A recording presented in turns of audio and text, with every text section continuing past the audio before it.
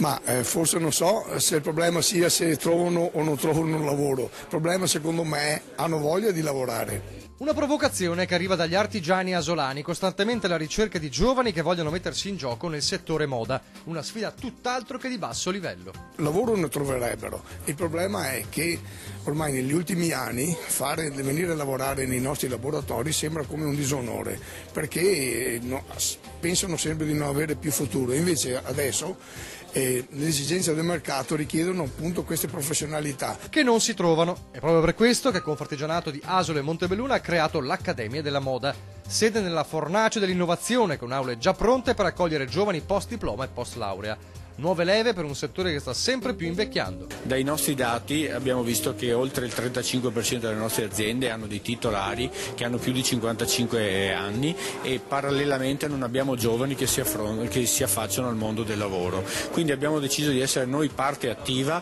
per far sì che ci sia nuova linfa, nuove persone che si affacciano al mercato del lavoro, e in questo caso ci rivolgiamo al settore del tessile e abbigliamento, che è un settore importante nel nostro territorio. Gli stati esteri, anche la stessa Cina, chiedono prodotti di qualità e prodotti originali made in Italy. Un'accademia che vanta collaborazioni con l'Università di Venezia e il Politecnico della Calzatura della Riviera del Brenta. In realtà calzatura, abbigliamento e un po' tutto il settore della moda ha una grandissima carenza di figure tecniche. Semplice quanto efficace la motivazione alla frequenza di una scuola che racchiude in sé molteplici figure professionali, dalla modellista alla stilista, dalla confezionista alla truccatrice dedicata al capo che viene presentato. La moda non è solo design, ma la moda ha 10-20 sfaccettature, diciamo, di lavori da svolgere all'interno, quindi praticamente bisogna farli conoscere al giovane, altrimenti non sa